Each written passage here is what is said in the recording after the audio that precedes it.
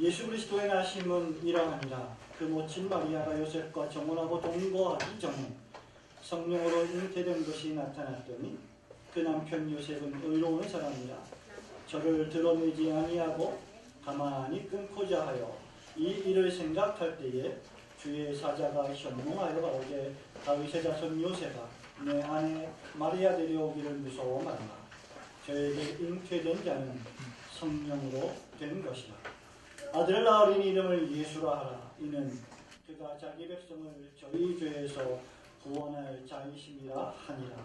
이 모든 일에 된 것은 주께서 선지자로 하신 말씀을 이루려 하심이니 가라사대 보라 처녀가 잉태하여 아들을 낳을 것이요 그 이름은 임마누엘이라 하리라 하셨으니 이를 번역한즉 하나님이 우리와 함께 계시다 하니라. 요셉이 잠을 깨어 일어나서 주의 사자의 분부대로 행하여 그 아내를 데려왔으나 아들을 낳기까지 동침치 아니하더니 나음의 이름을 예수라 하니라. 아멘. 우리는 보통 성탄의 날을 크리스마스로 부릅니다. 여러분 잘 아시는 것처럼 크리스마스, 크라이스트마스라고 하는 영어 단어는 그리스도를 지칭하는 라틴어 크리스토스와 미사 또는 예배를 지칭하는 메스가 합쳐진 합성어입니다. 이 단어는 로마 가톨릭 교회에서 그리스도의 미사로 불렀고 특히 주 1, 2세기경에 로마 제국이 태양신을 섬기던 축제에서 의의 태양으로 오신 그리스도를 기념하는 미사로 바꾸어 불렀습니다. 그리고 그렇게 성탄절을 지켰습니다. 그러나 동방종교회와 개신교회에서는 이날을 그리스도의 예배라고 부릅니다. 개신교회는 전 세계적으로 12월 24일부터 1월 중순까지 예수 탄생의 날을 지키며 예배를 드립니다. 이런 사실은 그리스도께서 정확히 언제 탄생하셨는지 그날을 정확히 알 수 없다는 것입니다.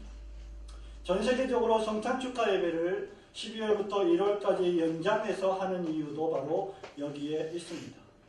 이 말은 12월 25일이 정확히 예수님이 탄생하신 날은 아니라는 것입니다. 우리는 언제 예수님이 탄생하셨는지 정확히 알 수 없습니다. 역사학자가 주로 많은 연구를 거쳐서 12월 25일이라고 주장한 학자도 있지만 정확한 것은 아닙니다.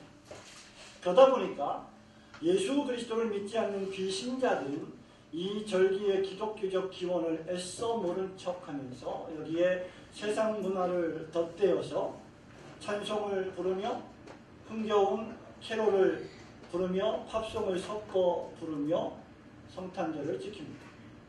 그러다가 어느덧 찬송은 흥겨운 캐롤과 팝송으로 바꾸어졌습니다. 거리마다 캐롤이 울려 퍼지고 추리를 장식하고 음정을 만들고 카드를 쓰는 세속절기로 만들어 버렸습니다. 어제 그제 또 그제 3일 동안 이 교회당 주변에서 예배를 준비하며 식사를 하는데 제 귀에는 전혀 캐롤 소리가 들리지 않았습니다. 그래서 제 속으로 우리나라 경기가 이렇게 어려운가 왜 캐롤 소리가 들리지 않을까라고 생각을 했었는데 알고 보니까 저작권 문제 때문에 캐롤을 거리에서 틀 수 없다는 이야기를 듣고 대단히 씁쓸해했습니다. 어쨌든 신자들은 이런 모습이 낯설지 않지만 그리스도 없는 성탄이 마냥 즐겁지만 않습니다. 만약에 성탄절이 그리스도가 없는 성탄절이라면 얼마나 비참한 인간만의 축제가 되겠습니다. 세상 문화가 지키는 크리스마스는 진정한 왕으로 오신 그리스도 예수께 집중하지 않기 때문입니다. 그러다 보니까 세속화된 성탄절에 차라리 예배를 드리지 않는 편이 낫다고 생각하는 사람들도 있습니다. 그러나 그럴수록 교회는 더욱 그리스도 예수의 탄생에 집중해야 할 것입니다. 중요한 사실은 그리스도 예수께서 하나님의 아들이신 그분께서 이 세상에 예수라는 이름으로 태어나셨다는 것입니다. 우리가 매주 그리스도의 복음의 말씀을 듣지만 1년 중에 한 번 그분의 탄생하심에 집중하는 것은 매우 의미 있는 중요한 일입니다. 오늘 우리가 읽은 본문의 말씀에 예수님의 제자 마태는 21절에서 아들을 낳으리니 이름을 예수라 하라 라는 주의 사자의 계시의 말씀을 기록하고 있습니다. 우리는 다시 성경으로 돌아가서 하나님의 말씀인 성경이 성탄에 대해 뭐라고 말씀하시는지 성탄의 참된 의미를 마음에 새겨야 할 것입니다. 2017년 성탄절을 맞아 그 이름을 예수라 하라는 제목의 말씀을 통하여 성탄의 참된 의미를 마음에 되새겨 보기를 소원합니다. 성탄의 뜻이 무엇이냐? 그 이름을 예수라 하라 하는 것입니다. 그 이름을 예수라 하라 라고 할 때 예수는 어떤 분이십니까? 무엇보다도 예수는 하나님께서 사람이 되셔서 우리 가운데 거하신 분이십니다. 23절 말씀을 함께 읽기를 원합니다. 보라 처녀가 잉태하여 시작. 보라 처녀가 잉태하여 아들을 낳을 것이요 그 이름은 임마누엘이라 하리라. 이를 명령한즉 하나님이 우리와 함께 계시다 하느냐. 오늘 마태는 예수의 탄생 기사를 기록하면서 처녀가 아들을 낳으리니 그 이름을 임마누엘이라 하리라고 했고요. 그 임마누엘의 뜻은 여러분 잘 아시는 것처럼 하나님이 우리와 함께 계신다라는 뜻입니다. 이괄이냐? 손하율, 손세임군, 오늘 여러분들은 이 성탄 예배에 어른과 함께 예배를 드리고 있습니다. 임마누엘의 뜻이 무엇일까? 하나님이 우리와 함께 계신다는 뜻입니다. 하나님이 사람이 되셔서 우리와 함께 계신다는 뜻입니다. 그런데 이 말은 당시 하나님을 경배하고 유일신을 섬겼던 유대인들의 세계관에서는 상상할 수가 없는 일이었습니다. 그들에게 하나님은 하나님이실 뿐 사람일 수가 없다는 것입니다. 하나님은 하나님이셔야지 어떻게 하나님이 사람이 될 수가 있다는 말이냐라는 것이 그들의 사고방식이었습니다. 하나님은 무한하신 분이시고 하나님은 영원하신 분이시고 하나님은 영이시고 눈에 보이지 않는 분이시고 그래서 하나님은 사람이 아니십니다. 이것이 당시 유대인의 신관이었습니다.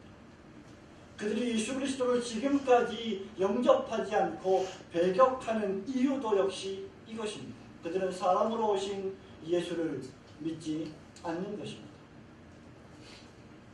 하나님은 어떤 분이시냐? 사람과는 격이 다른 분. 그분은 신이요 창조자요 경이로운 분이요 우리가 가까이 할 수 없는 빛에 거하신 분이십니다.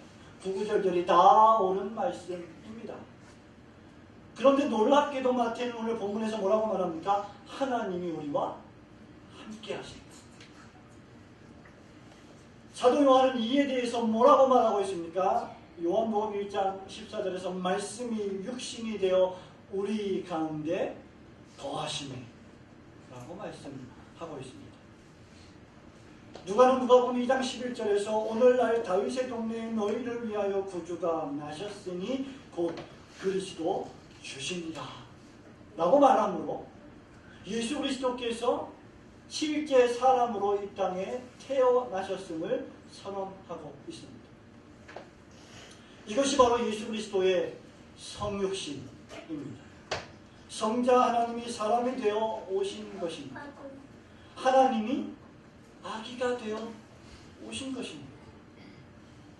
그런데 이 아기는 온 인류의 경배를 받으셔야 할 아기이며 보통 아기가 아니라 하나님이신 아기였습니다. 바로 이것이 기독교의 복음이요. 이것이 기독교 복음의 핵심이요. 정수입니다. 성도 여러분, 저와 여러분이 경배하는 하나님이 아기가 되어서 오시다니. 신약 기독교 복음은 바로 그리스도의 성육신으로부터 시작됩니다. 신자는 하나님이 아기가 되어 오신 것을 믿는 사람입니다. 기독교 신자는 그저 멋지게 차려입고 아름답게 화장하고 매 주일마다 향수를 뿌리고 일주일에 한 번 교회당에 나들이 하러 오는 사람이 아닙니다. 신자는 하나님의 아기가 되어 하나님이 사람이 되어 우리 가운데 오신 이 믿을 수 없는 놀라운 사건을 온전히 믿는 사람입니다. 그리스도의 성육신, 즉 하나님이 사람이 되어 우리와 함께 하신다는 것을 믿지 않고는 예수 그리스도를 온전히 믿는다고 말할 수 없습니다. 마태복음 16장에서 사람이 되어 오신 우리 구주 예수 그리스도께서 제자들을 부르셨고 제자들과 함께 밥을 먹고 식사하고 동거하며 그들을 가르치며 훈련하셨을 때 어느 날 가이사랴에 이르러서 제자들에게 묻습니다. 너희는 나를 누구라 하느냐? 눈에 보이는 나를, 너희와 같이 사람이 되어 온 나를 누구라 하느냐? 그때 베드로가 말합니다. 주는 그리스도시요 살아계신 하나님의 아들이십니다. 누가? 사람이 말입니다. 바로 이것입니다. 예수님을 그리스도 즉 메시아로 고백하는 것. 저와 여러분과 같이 살을, 뼈를, 피를 가지고 이 땅에 태어나신 예수 그리스도를 하나님의 아들로 고백하는 것이 기독교 신앙의 핵심입니다. 예수께서 하나님이시라는 이 위대한 신앙의 고백은 오늘 성탄 감사 예배를 드리는 저와 여러분에게 무한한 소망을 부여합니다. 하나님이 사람이 되셨다는 사실은 하나님이신 사람이 저와 여러분 같이 약한 존재로 출생하셨다는 것이고 그 하나님이신 사람이 지금 나와 함께 하신다는 것을 의미하기 때문입니다. 우리 예수님은 여러분의 고난과 여러분의 고통과 어려움과 환난과 핍박, 여러분이 인생을 살아가면서 당하는 수많은 걱정, 근심을 모르시는 분이 아니십니다. 아니 저와 여러분이 겪을 수 있는 그 어떤 인생사의 고달픔보다 훨씬 더 고달픈 고난을 그분은 몸소 겪으셨습니다. 십자가에 죽기까지 순종하신 분이십니다. 하나님이신 예수는 우리와 함께 하시기 위해서 죽으셨고 우리와 함께 하시기 위해 부활 승천하셨고 우리와 함께 하시기 위해 이제 다시 오실 것입니다. 그래서 우리에게 너희는 마음에 근심하지 말라. 내가 너희와 세상 끝날까지 함께 하리라 라고 말씀하신 것입니다. 뿐만 아니라 내가 다시 와서 너희를 나 있는 곳에 영접하여 나와 함께 살게 하겠다라고 약속하셨습니다. 하나님이 지금 나와 함께 하신다면 내가 두려워할 것이 무엇이란 말입니다. 성도 여러분, 우리는 혼자가 아닙니다. 하나님이 여러분과 함께 하십니다. 하나님이 나와 함께 하시려고, 하나님이 우리와 함께 하시려고, 하나님이 교회와 함께 하시려고 지금 우리 곁에 와 계십니다. 과연 저와 여러분은 우리 곁에 오신 그 하나님과 늘 함께 계시는지? 하나님은 내 안에 들어와 계시는데 내 안에 들어와 계신 그 하나님 안에 여러분은 계십니다. 과연 그리스도 예수의 성육신이 여러분 머리에만 있는 지식이 아니라 여러분의 전 인생을 변화시키시는 그런 놀라운 연합의 교리로 자리하고 있습니다. 우리와 함께 거하시려고 사람이 되어서 이 땅에 오신, 그래서 우리에게 참된 소망을 주신 그리스도 예수의 탄생을 온 마음 다해 경축하시기를 주님의 이름으로 축원합니다. 그 이름을 예수로 알아. 두 번째, 그분은 우리를 우리 죄에서 구원하실 분이십니다. 21절 말씀, 아들을 낳으리니 함께 읽습니다. 시작. 아들을 낳으리니 그 예수가 믿음과 자기 백성을 저희 죄에서 구원하여 주시리라. 아멘. 여러분이 주의 깊은 성경 독자라면 오늘 오전에 예배당에 나와서 이 본문의 말씀을 읽을 때 18절부터 25절까지만 읽지 않고 아마 1장 전체를 보신 분도 계실 것입니다. 이 위대한 예수 그리스도의 성육신의 탄생 기사가 마태복음 1장에 있다는 것과 지루하기 짝이 없어 보이는 이 예수 그리스도의 족보 뒤에 나온다는 것을 잘 알고 계실 것입니다.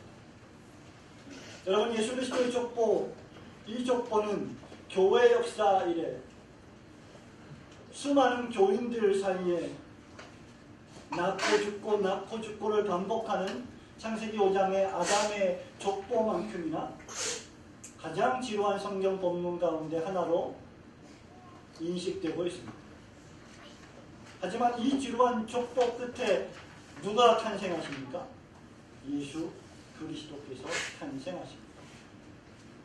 우선 마태가 예수의 탄생의 이 족보를 먼저 기록한 이유는 예수님의 탄생이 신화나 옛날 이야기가 아니라 환상이나 소설이 아니라 역사적 사실임을 강조하기 위해서입니다. 예수님은 구약과 신약의 역사 가운데 출생하셨고 사셨고 죽으셨습니다. 예수님은 구속의 협약을 따라서 성부와 성자와 성령의 계획과 약속에 따라서 이 세상에 사람으로 오셔야 했고 마침내 오셨고 사셨고 죽으셨습니다. 이것은 허구가 아니고 소설이 아니고 사실입니다. 첫사람 아담이 하나님께 범죄하여 불순종함으로 죽음에 이르게 된 그 치욕스러운 실패를 둘째 아담이신 그리스도 예수께서 오셔서 되돌리셨던 놀라운 역사적 사건입니다.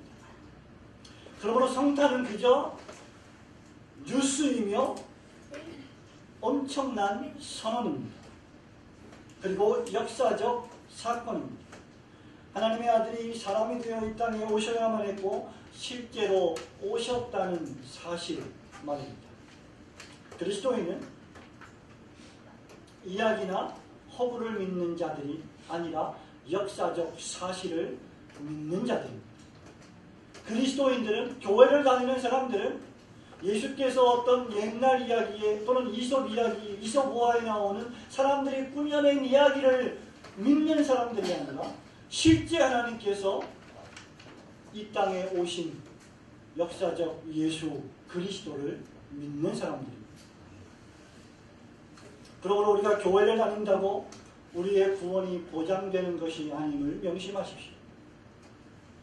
내가 신앙 경력이 10년, 20년, 30년이어서 자동적으로 구원을 얻는 것이 아닙니다.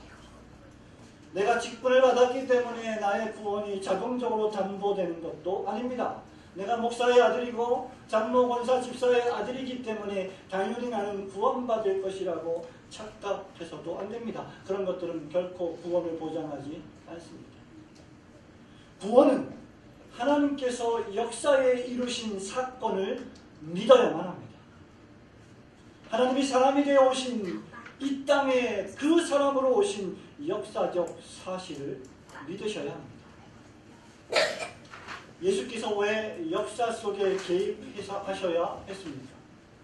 마태는 계속해서 이렇게 말합니다. 아들을 낳으리니 이름을 예수라. 그 다음 그 이유는 그가, 즉 예수가 자기 백성을 저희 죄에서 구원할 자이심도 하니라. 구원 때문입니다. 죄로부터의 구원 때문입니다. 모든 인류는 하나도 예외가 없이 죄인입니다. 사도 바울의 로마서 3장 10절에 유명한 선은 의인은 없나니 하나도 없도다라는 말씀 외에 모든 인류가 죄인이라는 사실, 그리고 주님께서 죄인을 그 죄에서 구원하시기 위해 오셨다는 사실은 이 마태의 족보에서도 분명하게 드러나고 있습니다. 성도 여러분, 흔히 족보하면 여러분들은 무슨 생각이 드십니까? 그 가문, 그 집안, 그 가문과 그 집안의 자랑이 그 가문과 집안의 족보입니다. 우리는 이러이러한 어마어마한 족보를 가지고 있다. 우리 집안은 누구의 몇 대 손이고 우리 가문에는 이런저런 훌륭한 사람들이 있다는 것입니다. 그런데 예수님의 족보에는 훌륭한 사람들도 있었지만 대부분 대단히 충격적인, 가히 족보에는 기록되어서는 안 되는 사람들의 이름조차도 기록되어 있습니다. 특별히 여자들의 이름이 5명이나 거론되고 있습니다. 목사님, 왜 여자들의 이름이 5명이나 기록된 것이 충격적인 일입니까? 여러분 잘 아시는 것처럼 구약이나 복음서 대부분은 인부를 세거나 숫자를 셀 때 여자를 수에 치지 않았습니다. 더욱이 이 여자들은 대부분이 이방인들이었습니다. 5절에 라합이 그랬고 나오미의 며느리 룻이 그러했습니다. 더 충격적인 것은 3절에 다말은 베레스와 세레를 낳았는데 시아버지 유다를 속여 무려 시아버지와 동침하여 아들을 낳은 인물이었습니다. 근친상간의 죄를 범한 것입니다. 6절에서 다윗은 우리아의 아내에게서 솔로몬을 낳았습니다. 이것은 의도적으로 다윗의 수치를 그대로 드러내려고 하는 기록입니다. 저와 여러분이라면 이런 수치를 숨기려고 하지 않겠습니다. 다윗은 우리아의 아내를 취했고 여러분 잘 아시는 것처럼 목숨을 걸고 다윗 왕을 지켜주었던 충복 우리아를 죽여버리고 말았습니다. 그리고 그 끝에서 예수님이 탄생하십니다. 성도 여러분, 이 족보가 우리에게 무엇을 의미할까요? 다말, 기생 라합, 룻, 이방 여인 룻, 모압 여인 룻, 다윗, 살인자, 이런 자들이 예수님의 혈통적 조상이 되었습니다. 인간이 실패한 그곳에서 하나님이 성공하시는 것입니다. 죄인된 인간을 구원하시려고 구주 예수 그리스도께서 그 끝에서 오신 것입니다. 디모데전서 1장 14절 15절에서 바울이 말합니다. 우리 주의 은혜가 그리스도 예수 안에 있는 믿음과 사랑과 함께 넘치도록 풍성하였도다. 미쁘다 모든 사람이 받은 하나님 말이여 그리스도 예수께서 죄인을 구원하시려고 세상에 임하셨다 하였도다. 죄인 중에 내가 괴순이라. 사도 바울의 고백입니다. 누구든지 주 예수를 마음으로 진실하게 믿으면 구원을 얻습니다. 성도 여러분, 교회는 구원받은 죄인의 공동체입니다. 아무리 흉악한 죄인이라도 세상에서 아무리 많은 죄를 지었어도 회개하고 복음을 믿으며 예수 그리스도를 마음으로 전심으로 영접하면 구원을 얻습니다. 여러분의 족보, 여러분의 가문, 여러분의 혈통, 여러분의 조상, 여러분의 부모, 여러분의 자녀들이 얼마나 수치스러운 삶을 살았든지 관계없이 예수를 영접하는 자는 구원을 얻습니다. 성도 여러분, 여러분이 족보를 읽을 때 과연 여러분은 다말보다 라합보다 더 나은 인생이라고 자부하시겠습니까? 모압 여인 룻이나 살인자 다윗보다 훨씬 나는 비교적으로 볼 때 더 나은 존재라고 생각하십니까? 신약 성경에서 우리 예수님은 구약의 윤리보다 훨씬 더 확장되는 차원 높은 윤리를 말씀하십니다.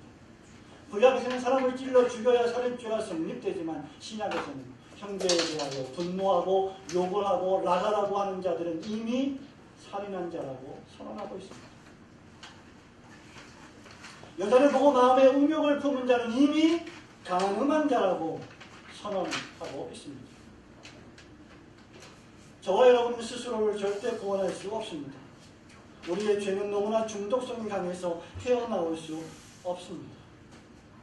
그런데 때가 참에 하나님이 그 아들을 여자에게서 나게 하셨습니다. 사람이 되어 오신 예수는 근본 하나님과 같은 본체시나 하나님과 동등됨을 취할 것으로 여기지 아니하시고 자기를 낮추어 십자가에 죽기까지 복종하셨습니다. 그리고 그 죽음으로 우리 죄값을 치르시고 우리에게 의의 흰옷을 입혀주셔서 어린 양의 혼인잔치에 들어갈 수 있게 하셨고 오늘 이 영광스러운 구주 성탄을 찬양하는 예배를 드리게 하셨습니다. 이제 그 잔치에 장녀 같은 나를, 살인자 같은 나를, 늘 외식하는 이방인 같은 나를, 바리새인 같은 나를 만왕의 왕 되신 구주 예수 그리스도의 식탁에 앉혀주십니다. 그러므로 진실한 신자에게 이 위대한 선언만큼 복되고 감사한 복음이 따로 없을 것입니다. 아들을 낳으리니 이름을 예수라. 이는 자기 백성을 저희 죄에서 구원할 자이십니다. 여러분의 모든 죄를 십자가에서 죽음으로 사죄하시고 그 죽음과 부활로 새 생명을 얻게 하셔 주신 그리스도의 구원의 은혜를 평생 감사하며 찬양과 경배를 높이 올려드리시는 성도들이 되시기를 주님의 이름으로 축원합니다. 예수 그 이름을 예수라. 우리에게 세 번째로 주시는 교훈은 바로 저와 여러분에게 이 예수라고 하는 이름이 믿음과 순종을 요구하고 있다는 사실입니다. 24절과 25절 말씀을 함께 읽습니다. 요셉이 잠을 깨어 시작. 요셉이 잠을 깨어 일어나서 주의 사자의 문도를 일어나여 그 아들을 데려왔으나 아들을 낳기까지 동심치 아니하더니 나음의 이름을 예수라 하니라. 아멘. 매사에 신중했고 의로운 요셉은 결혼했지만 동거하지 않았던 마리아가 임신하자 당황했습니다. 그 누구라도 그렇지 않겠습니까? 말하자면 약혼은 했지만 결혼은 약속했지만 부부관계를 하지 않았던 요셉으로서는 마리아의 임신 사실이 정말 믿겨지지 않았고 충격스러웠을 것입니다. 그래서 19절에 마리아의 평판도 배려하면서 드러내지 않고 가만히 관계를 끊고자 하였습니다. 즉 결혼의 약속을 파기하려고 했던 것입니다. 제가 볼 때 요셉은 이 시대의 신사 중에 신사입니다. 아마 정상적인 사람이라고 한다면 불같이 화를 내면서 마리아에게 욕을 하고 마리아를 비판하고 마리아를 가만두지 않았을 것입니다. 그런데 그런 요셉에게 주의 사자가 놀라운 사실을 선포합니다. 그것이 무엇입니까? 마리아가 지금 잉태한 이분은 성령으로 잉태된 하나님의 아들 독생자 예수 그리스도시라는 사실입니다. 그리고 아들을 낳을 텐데 그 이름을 예수라고 하라고 명령까지 합니다. 이 사실은 어제 우리 유목사님께서 설교하신 본문과도 정확히 일치하듯이 마리아에게도 적잖이 당황스러운 일이었습니다. 주의 사자여, 내가 사내를 알지 못하는데, 내가 남자를 알지 못하는데, 내가 남자와 관계를 한 적이 없는데 이 일이 도대체 어떻게 된 일입니까? 라고 마리아 역시 똑같이 당황했습니다. 이제 마리아와 요셉에게는 두 가지 선택밖에 없습니다. 주의 사자가 현몽하여 알려주시니 계시의 말씀에 순종하든가, 아니면 조용히 드러내지 않고 끊어버립니다. 그런데 요셉은 하나님의 은혜로 믿음을 발동했습니다. 24절에서 요셉이 잠을 깨어 주의 사자의 분부대로 행했고 아내를 데려왔습니다. 자기 아내인 마리아를 진정으로 아내로 맞아들였다는 것입니다. 그리고 아기를 낳기까지 동침하지 않았습니다. 주의 사자의 계시의 말씀을 자신의 실수로 훼손되지 않도록 최선의 노력을 기울인 것입니다. 그리고 아들을 낳으니 이름을 예수라 하는 그 명령대로 그대로 예수를 그 이름으로 받아들였습니다. 미국 맨하탄에서 목회하고 있는 팀 켈러 목사님은 최근 숨겨진 크리스마스, 히든 크리스마스라고 하는 저서에서 예수님을 나의 삶에 받아들이려면 용감해야 한다고 말하면서 신자라면 누구든지 적어도 세 가지 용기를 갖추어야 한다라고 말했습니다. 첫째, 세상의 멸시를 감수하는 용기. 둘째, 내가 결정할 권리를 내려놓는 용기. 세 번째, 내가 죄인임을 인정하는 용기. 생각해 보십시오. 약혼했지만 부부관계도 하지 않은 마리아가 임신했습니다. 요셉뿐만 아니라 친구들이나 이웃들이 모두 다 수근수근 대면서 손가락질하지 않았겠습니까? 더 나아가 이 장에서 요셉과 마리아는 미치광이 대왕 헤롯이 예수를 죽이고자 할 때 애굽으로 피신해야만 했습니다. 복음을 믿으려면 세상의 멸시를 감당해야 합니다. 복음을 믿으려면, 예수님을 영접하려면 이해할 수 없지만 이해할 수밖에 없고 믿을 수 없는 사실이지만 나에게 믿음이 생겨서 믿을 수밖에 없는 그 놀라운 설명할 수 없는 예수 그리스도의 사람이 되어 오심을 우리는 받아들여야 합니다. 그러나 우리의 그 믿음이 세상 사람들이 볼 때는 너무나 이상하고 너무나 불합리하고 너무나 상식적이지 않기 때문에 세상 사람들은 우리를 멸시합니다. 바로 그때 우리는 그것을 감수해야 합니다. 더 나아가 신변의 위협도 감수해야 합니다. 그것이 성탄이 우리에게 주는 메시지입니다. 구주 성탄은 그저 추리를 장식하고 은종을 만들고 카드를 쓰고 선물을 주고받는 유쾌한 날만은 아닙니다. 저는 그런 것들을 정죄하지 않습니다만 이것으로 끝난다면 그것은 반쪽짜리 크리스마스입니다. 이날은 예수 복음으로 인하여 불편과 오해와 위협을 감수하겠다는 날입니다. 그리고 그것은 오직 믿음으로만 가능해지는 일입니다. 여러분에게 믿음이 없다면 이것은 불편해질 것입니다. 여러분에게 믿음이 없다면 이것은 받아들이기 어려운 일입니다. 그러나 여러분에게 믿음이 있다면 이 모든 것들을 그 믿음이 넉넉히 감당하게 만들 것입니다. 뿐만 아니라 요셉은 가장으로서 자기 아들의 이름을 짓는 특권도 박탈당했습니다. 지금도 그렇지만 당시 유대문화에서 아들의 이름을 짓는 것은 아버지의 특권입니다. 여러분은 여러분의 자녀들의 이름을 누가 지었을까요? 저 역시 우리 자녀들의 이름을 모두 다 제가 지었습니다. 우리 자녀들이 태어날 즈음에 우리 어머니께서 이름을 다 지어놓으셨는데 그 이름이 제가 볼 때는 죄송하지만 전혀 시대에 어울리지 않는 지금은 기억조차 나지 않는 그런 이름이었습니다. 그래서 제가 이름을 다 지었습니다. 이것은 아버지의 특권 아니겠습니까? 그런데 여러분, 예수 그리스도는 누가 이름을 지었습니까? 혈통의 아버지 요셉입니까? 아닙니다. 성부와 성자와 성령 하나님, 하율이가 말한 대로 하나님이 이름을 지으셨습니다. 예수 그리스도는 감히 요셉이 이름을 지을 뿐이 아니었습니다. 예수의 이름을 성부와 성자와 성령께서 창세전에 협약하여 지으신 이름이었습니다. 말하자면 이 어린아기 예수는 요셉이 주관할 뿐이 아니었다는 것이죠.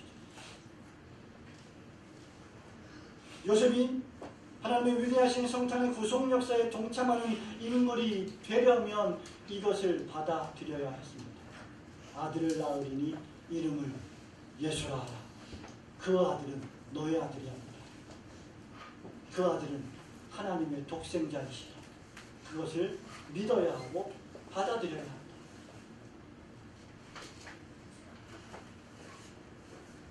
요셉은 잠에서 깨었습니다. 주의 사자가 일러준 대로 순종했습니다. 우리는 이것을 가리켜 자기 부인이라고 부릅니다. 따라서 순종이란 자기 부인이 없이는 불가능합니다. 내 삶의 결정권을 내가 결정하지 아니하고 하나님께 맡기는 것, 그것이 바로 자기 부인입니다. 내가 시퍼렇게 살아 있어서는 순종할 수 없습니다. 켈러 목사는 계속해서 이렇게 말합니다. 순종의 조건을 다는 순간 그것은 순종이 아니라 이렇게 말하는 것과 같다. 주님은 제 주인이 아니라 그저 조언자입니다. 주님의 권위를 기쁘게 받아 가능하다면 그중 더러는 시행해 보기도 하겠습니다. 성도 여러분, 이것은 순종이 아닙니다. 따라서 예수께서 탄생하신 크리스마스가 나에게 의미가 있으려면 내 인생의 결정 권한을 내가 아니라 하나님께 맡기는 것입니다. 성경이 계시하신 하나님의 말씀에 순종하는 것입니다. 여러분의 마지막 순간, 여러분의 임종의 순간에 여러분은 무엇을 결정할 수 있겠습니까? 저와 여러분이 결정할 수 있는 것이 과연 무엇이란 말입니까? 우리의 죽음의 순간에 우리가 아무것을 결정할 수 없다면 우리의 사는 순간에도 아무것도 결정할 수 없어야 합니다. 왜냐하면 저와 여러분은 사나 죽으나 주를 위하여 살고 주를 위하여 죽고 주님의 것이기 때문입니다. 요셉은 그 일을 잘 해내었습니다. 우리도 요셉과 같이 이렇게 할 수 있는 이유는 예수께서 우리를 우리 죄에서 구원하러 오신 분이시기 때문입니다.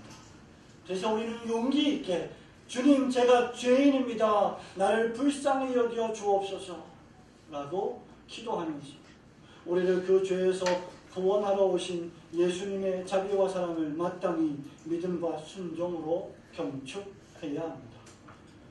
사랑하는 성도 여러분, 우리 자녀 여러분, 말씀을 맺습니다.